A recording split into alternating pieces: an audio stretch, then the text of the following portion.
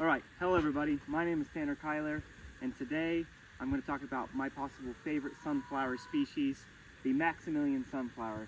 As you can see, this thing has erupted in beautiful blooms.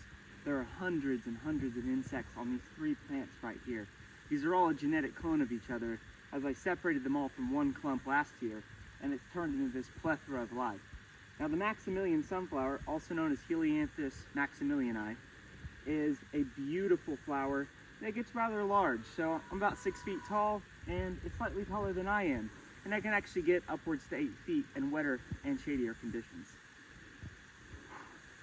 So this is an excellent plant if you live in the majority of the United States. It is very cold tolerant and has these massive root systems on them. They also spread through rhizal growth.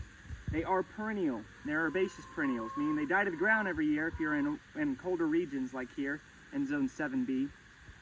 But they come back year after year after year, and these plants can actually live to be over 100 years old. They do spread aggressively. So if you have a property and you're wanting to make it beautiful, and late September, like it is here today, into October, all the way into the time around Halloween, this is a great plant to put on your property. It is used in restoration projects, as many sunflowers actually have, I can't remember the name of what it's called whenever they can remove toxins from the soil, but they can actually pull pollutants out of the soil. This species grows along wet ditches and stuff a lot of the time. It can grow in drier locations, it just won't get as big as this one here is. This one got watered and irrigated throughout the summer, so it got quite large, actually getting so large that it flopped down here. But each branch that comes up out of the ground gets dozens and dozens of flowers on it. And I don't know if you can see in the video, I might put some clips in here in a minute whenever I film it, but you can see all of the beautiful the biodiversity which uses it. This plant is a host plant to several different species of insect, and grows basically from the deep south, not the deep south, down from the Gulf up into Oklahoma, further north. I'll put a picture of its range of a USD map on here.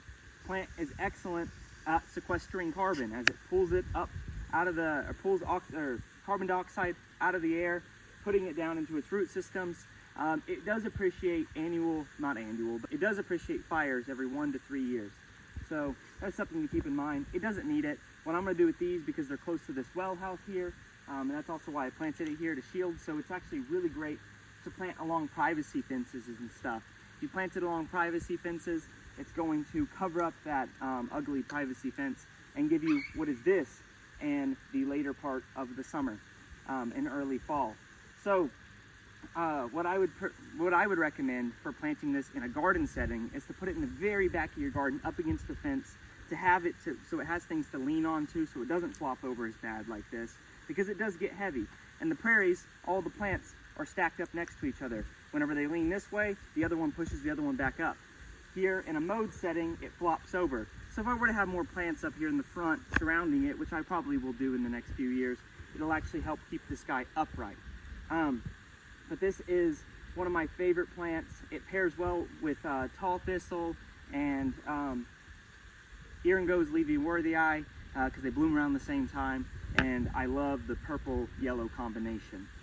So let me know if there's any other plants or any other things I didn't mention in this video that you would like to learn about. I really hope you enjoyed this video. Please like, subscribe, or comment if you're curious about anything, or if you want to watch more of these videos, and have a great rest of your day. We'll see you next time.